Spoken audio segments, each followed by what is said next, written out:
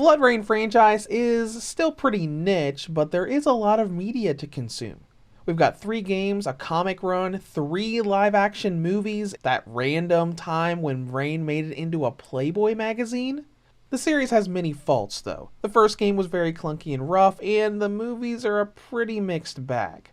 I watched all 3 after playing game 1. I liked the first one, and it kinda went downhill the further the trilogy went.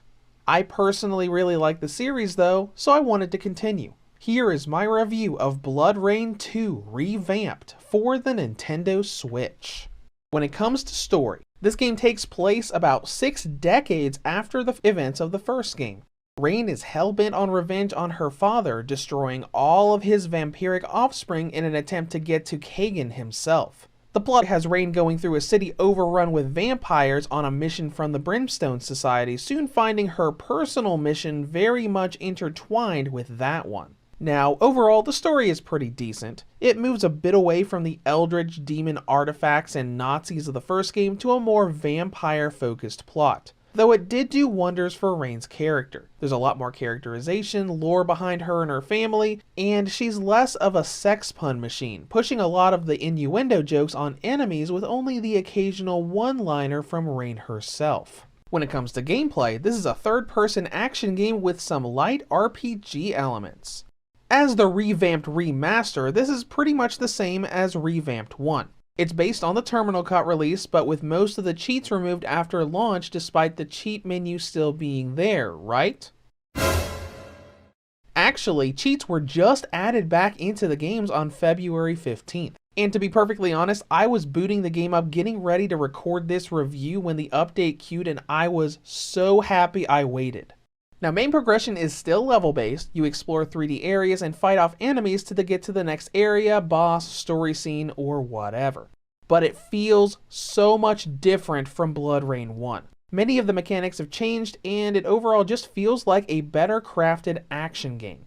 Gone is the weird third-person shooter control style with dedicated melee combos, guns that have lock-on mechanics for enemies. You've got sword and kick attacks for when you need to disarm opponents that will throw you off if you try to grab them and get health. It still feels a little clunky with how the normal melee attacks and platforming work, but it's a huge improvement. They also took a bit from other franchises of the time, like God of War, with special gory kills you can do once latched onto enemies. You can wait for their health to drain. You can also do a special stab or beheading finisher move, or withdraw their blood in a different way to reload your ammunition. It really makes Rain feel powerful, especially with the time dilation mechanics that came back, allowing you to not only slow down time for everything, but also a special mode where everything is slowed down except for Rain. Covering the area in blood, combined with being able to destroy a ton of the environments and just letting enemies' heads roll when you do those crazy cinematic finishes, it just makes the game a bunch of mindless and bloody fun. The puzzle mechanics are a mix of that new violence as well. Instead of looking for keys or unblocking tunnels 2 missions in a row, you have obstacles like garbage trucks and fireplaces you throw enemies into with your whip, watching them burn or get shredded into paste until you jam up those obstacles with so many bodies that they blow up and break so you can get past them. Now, you do sacrifice the whip's ability to pull enemies in to get health, and it does get a bit repetitive over time as there are a lot of these puzzles. But it offers a little bit of variety that would be modified a bit in the third game, Betrayal. This also leads into the RPG and leveling mechanics, which the game doesn't really tell you much about. BloodRayne 2 has a bunch of statues, hooks, and other pieces of the environment you can use the whip to throw enemies onto and maim them for special kill points. Get enough of these points and you will level up, increasing your maximum health. With how big the difficulty curve of the game is, you pretty much need to do this all the time in every stage to get your health as high as possible. But the game doesn't really stress that you level up from it, so you kinda just have to figure it out on your own. And let's talk about that difficulty curve.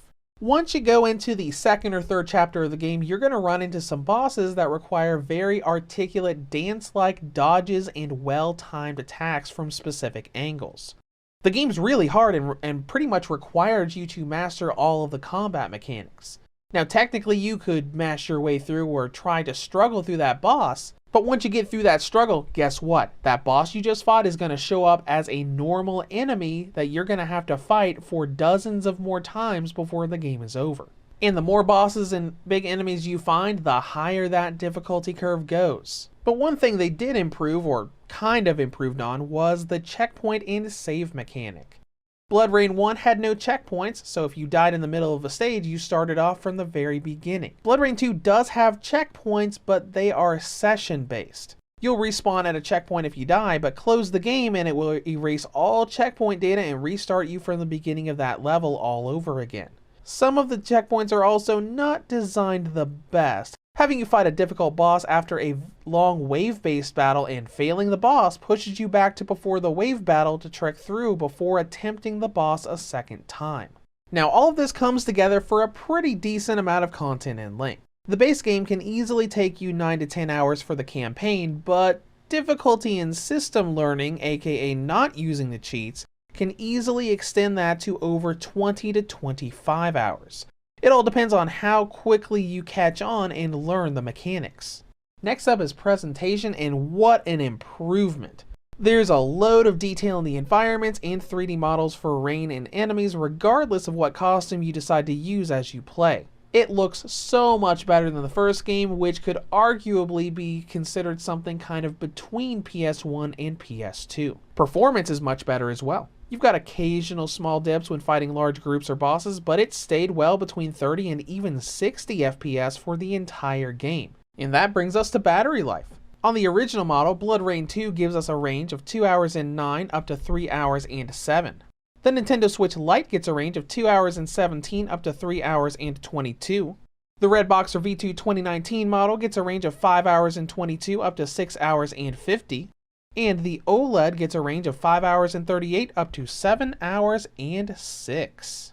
In conclusion, BloodRayne 2 is a vast improvement over the original, offering much more fluid and developed combat and platforming for the leather-clad Dampier. Now on the downside, the difficulty curve is pretty insane and the checkpoint system still isn't quite there, but the cheats being re-added makes it doable even for casual players. Granted, there is still a bit of clunk and repetition here, but the mindless fun and great voice work by Laura Bailey make it an enjoyable experience. Reviews to go rates BloodRayne 2 ReVamped for the Nintendo Switch a 7 out of 10. If you have any comments or questions, feel free to leave them below. Thank you for watching and have a great day.